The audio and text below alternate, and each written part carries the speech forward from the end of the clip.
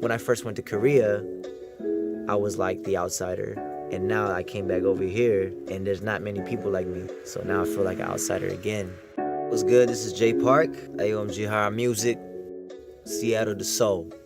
Let's get it.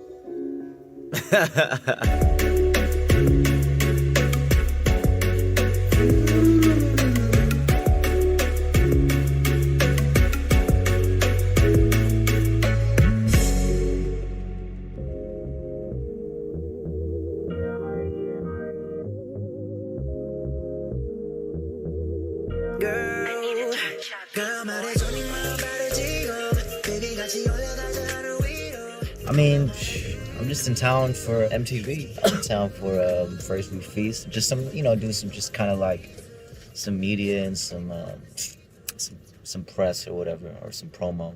Even though I don't really have anything out right now, but while I'm out here, I was born in Seattle, and I lived there until I was 17. And my dad would work in Korea a lot, so it was mostly just me, my brother, and my mom.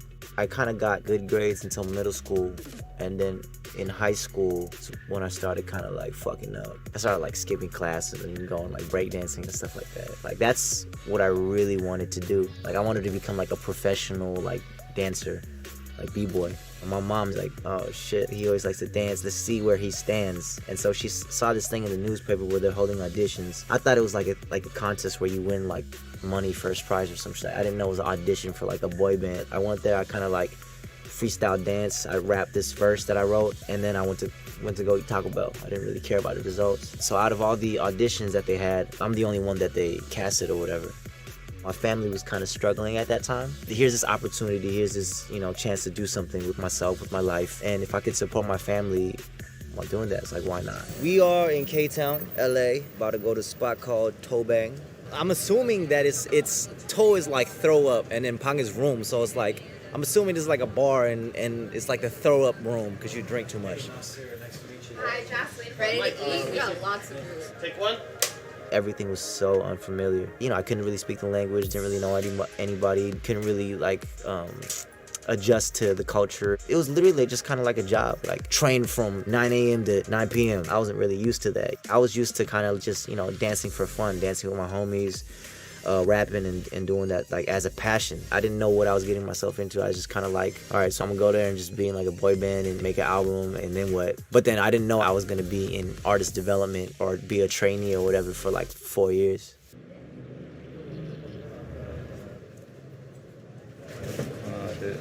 Jay, you get recognized a lot out here? I mean, if you're in K-Town. Typical day as a trainee, you just have a bunch of lessons. Like you have dance lessons and you have singing lessons. After I debuted in the boy band, you go to dry rehearsal, you fucking do your hair and makeup, you do camera rehearsal. I remember days where it's kind of like you do shit all day and then I'd go home and just kind of like just take a shower and then not even sleep and just go right back out and go do my hair and makeup and then go right to filming shit and doing whatever. So not being able to sleep for like 40 hours at a time just because it was kind of like TV, show, house, like company, show, house. I was a savage back then, I can't even lie. And I would fucking work out like a beast, no sleep. I'd still work out, fucking have like an 8-pack and just be like good to go. Well, I just kind of got used to it. And then just some things that where it's kind of like, it didn't make any sense. Like they're like, yo, like turn in your cell phones. And I was like, nah, I'm not gonna do that. If you can, I'll just quit. Fuck it. I'll just go home. And they're like, all right, you don't have to turn it. Everybody else turned it in but me. As a kid, you have this false sense of entitlement. You haven't really experienced the world yet. You haven't really developed into an adult, So it's kind of like, yeah, I was just like a little ignorant little kid. I'm still more comfortable speaking English. But now I just suck at both, so it's kind of like I'm screwed. I would text with these girls. That was like the driving force of me trying to like my Korean getting better. I'd be like, yo, she sent this, what does this mean? And then that made my Korean a lot better.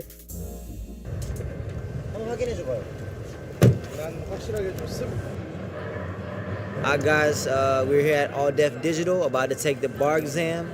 Let's see how I do.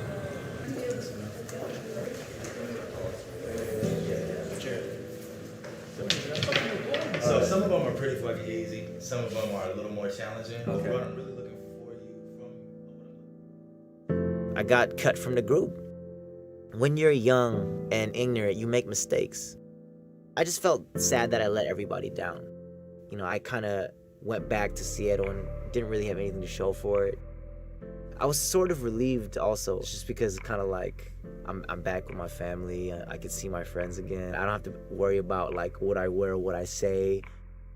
I had no plans, to be honest. I was just working at the tire shop, you know, living a normal life. I was doing like b-boy battles again. I was easing back into life. And then I put up like this YouTube cover, Nothing on You by B.O.B. and it like blew up. I guess people were still very interested in me and seeing what I was gonna do. And I think it got like 2 million views in like a day. And after that, like the industry was like, oh shit, like, you know, there's a lot of buzz around this guy, like da-da-da. And so that's when people started hitting me up. After, you know, I departed from the group and departed from the company, I just kind of like did stuff that I wanted to do and work with people that I wanted to work with.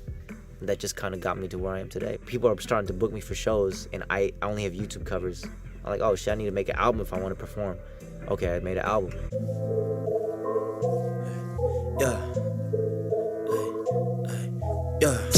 Had the one beat, but they want me to rap. You rappers ain't doing your job right. To rock on me and to come up and just pick up your slack. I sunned the whole K-pop industry the moment I started. On Father's Day, they call me dad. I felt like I reached a plateau in Korea. And also I speak better English than I do Korean. And so I'm like, yo, man, I need to start making music in English. But my manager at that time was like, yo, why don't you just start your own label? I was like, shit, okay, cool. And I started my own label in 2013. I started to support my family, started supporting my relatives, and then I started to kind of make certain artists' dream come true, which is super dope. I feel like this is what I want to do and this is what I'm here for. And then, you know, the call came in from Rock Nation. They wanted to sign me. I'm like, oh shit, okay, cool.